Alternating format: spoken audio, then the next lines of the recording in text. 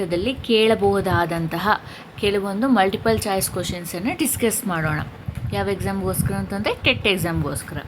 So ಮೊದಲನೇ ಪ್ರಶ್ನೆ, ಸೂಕ್ಷ್ಮಜೀವಿಗಳ ಪ್ರಮುಖ ಗುಂಪುಗಳು ಈ ಕೆಳಗಿನವುಗಳಲ್ಲಿ ಯಾವುದು?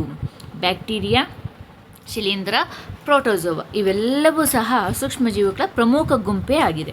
So option D is the correct answer. Next question, ವೈರಸ್ಗಳು ಎಲ್ಲಿ ಸಂತಾನೋತ್ಪತ್ತಿ ಮಾಡ್ತವೆ? ಎಲ್ಲರಿಗೂ ಗೊತ್ತಿದೆ ವೈರಸ್ಗಳು ಅತಿಥೇಯ ಜೀವಿಯ ಕೋಶದೊಳಗೆ ಸಂತಾನೋತ್ಪತ್ತಿ ಮಾಡ್ತವೆ ಅಂತ. ಹಾಗಾದರೆ ಆಪ್ಷನ್ಸ್ ನೋಡೋಣವಾ? ಆಪ್ಷನ್ ಎ ಅತಿಥೇಯ ಜೀವಿಯ ಕೋಶದೊಳಗೆ. ಫಸ್ಟ್ ಆಪ್ಷನ್ನೇ ಕರೆಕ್ಟ್ ಆಗಿದೆ. ಎರಡನೇದು ಏನು ಕೊಟ್ಟಿದ್ದಾರೆ? ಅತಿಥೇಯ ಜೀವಿಯ ಕೋಶದ ಹೊರಗಡೆ, ಅಲ್ಲ, ರಾಂಗು. ಸಿ ಏನು ಕೊಟ್ಟಿದ್ದಾರೆ? ಎಲೆಗಳ ಮೇಲೆ, ರಾಂಗ್. ಡಿ ಮೇಲಿನ ಯಾವುದೂ ಅಲ್ಲ, wrong. Option A is the correct answer. ಅತಿಥೇಯ ಜೀವಿಯ ಕೋಶದೊಳಗಡೆ ವೈರಸ್ಗಳು ಸಂತಾನೋತ್ಪತ್ತಿ ಮಾಡುತ್ತವೆ. ನೆಕ್ಸ್ಟ್ ಕ್ವಶನ್ಗೆ ಹೋಗೋಣ. ಈ ಕೆಳಗಿನ ಯಾವ ರೋಗಗಳು ವೈರಸ್ಗಳಿಂದ ಉಂಟಾಗುತ್ತೆ ಅಂತ? ಎ ಸಿತಾಳೆ ಸಿಡುಬು, ಬಿ ಇನ್ಫ್ಲೂಯೆನ್ಸಾ, ಸಿ ಪೋಲಿಯೋ. ಇವೆಲ್ಲವೂ ಸಹ ವೈರಸ್ಗಳಿಂದ ಉಂಟಾಗುವಂತಹ ರೋಗಗಳೇ ಆಗಿರ್ತವೆ. So option D is the correct answer. Next question, ಈ ಕೆಳಗಿನ ಯಾವ ರೋಗಗಳು ಪ್ರೋಟೋಜೋವಗಳಿಂದ ಉಂಟಾಗ್ತವೆ? ಯಾವ್ಯಾವುದು? ಎ ಬೇದಿ ಕೂಡ ಪ್ರೋಟೋಜೋವದಿಂದನೇ ಉಂಟಾಗೋದು. ಬಿ ಮಲೇರಿಯಾ ಕೂಡ ಅಷ್ಟೇ. ಆಪ್ಷನ್ ಸಿ ಬೇದಿ ಮತ್ತು ಮಲೇರಿಯಾ ಎರಡೂ ಕೊಟ್ಟಿದ್ದಾರೆ. So correct answer is C, ಬೇದಿ ಮತ್ತು ಮಲೇರಿಯಾ ಪ್ರೋಟೋಜೋವಗಳಿಂದ ಉಂಟಾಗುತ್ತೆ. ನೆಕ್ಸ್ಟ್ ಕ್ವಶನ್, ಬ್ಯಾಕ್ಟೀರಿಯಾದಿಂದ ಉಂಟಾಗುವಂಥ ರೋಗಗಳು ಯಾವುವು? So option A typhoid, option B typhoid ಮತ್ತು ಕ್ಷಯ, ಸಿ ಕ್ಷಯ, ಡಿ ಮೇಲಿನ ಯಾವುದೂ ಅಲ್ಲ. ಟೈಫಾಯ್ಡು ಮತ್ತು ಕ್ಷಯ ಎರಡೂ ಸಹ ಬ್ಯಾಕ್ಟೀರಿಯಾಗಳಿಂದ ಉಂಟಾಗುವಂಥದ್ದೇ. So option B is the correct answer. ಅಲ್ಲಿಗೆ ವೈರಸ್ಗಳಿಂದ ಹರಡುವ ರೋಗಗಳಿಗೆ 3 ಎಕ್ಸಾಂಪಲ್ ಕೊಟ್ಟಾಯಿತು ಇಲ್ಲಿ. ಸಿತಾಳೆ ಸಿಡುಬು, ಇನ್ಫ್ಲೂಯೆನ್ಸಾ, ಪೋಲಿಯೋ. ಪ್ರೋಟೋಜೋವಿಂದ ಉಂಟಾಗುವಂಥ ರೋಗಗಳು ಯಾವುದು ಅಂತ ಕೂಡ ಕೊಟ್ಟಿದ್ದಾರೆ, ಬೇದಿ ಮತ್ತು ಮಲೇರಿಯಾ. ಸೊ ಮತ್ತು ಬ್ಯಾಕ್ಟೀರಿಯಾದಿಂದ ಉಂಟಾಗುವಂಥ 2 ರೋಗಗಳನ್ನು ಕೊಟ್ಟಿದ್ದಾರೆ, ಒಂದು ಟೈಫಾಯ್ಡ್ ಮತ್ತು ಇನ್ನೊಂದು ಕ್ಷಯ. ನೆಕ್ಸ್ಟ್ ಕ್ವಶನ್, ಶೈವಾಲಗಳಿಗೆ ಉದಾಹರಣೆ ಯಾವುದು ಅಂತ?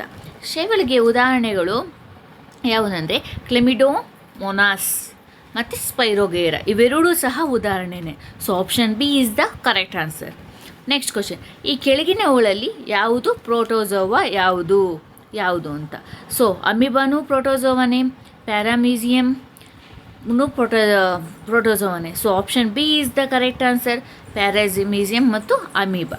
ನೆಕ್ಸ್ಟ್ ಕ್ವಶನ್, ಶಿಲೀಂಧ್ರಗಳನ್ನು ಕಂಡು ಹಿಡಿಯಿರಿ ಕೊಟ್ಟಿರೋದಲ್ಲಿ ಯಾವುದು ಅಂತ?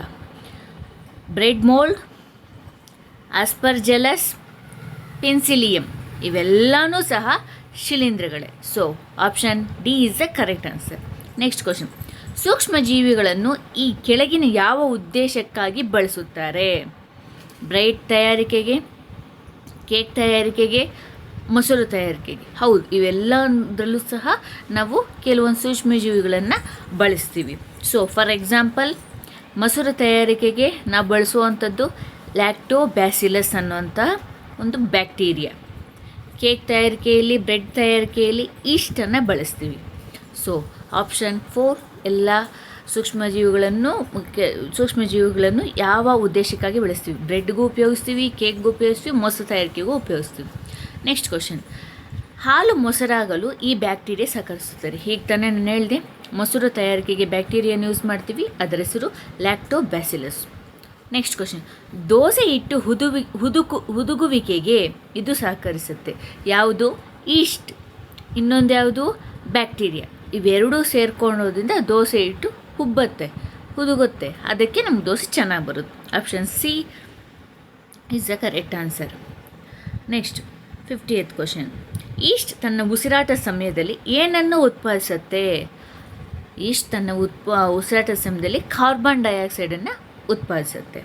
ಸೊ ಇದಿಷ್ಟು ಸುಮಾರು 11 ಕ್ವಶನ್ಸ್ ಡಿಸ್ಕಸ್ ಮಾಡಿದ್ದೀವಿ. ಸೊ ಇನ್ನುಳಿದ ಕ್ವಶನ್ಸನ್ನು ನೆಕ್ಸ್ಟ್ ಪಾರ್ಟಲ್ಲಿ ಡಿಸ್ಕಸ್ ಮಾಡೋಣ. Thank you.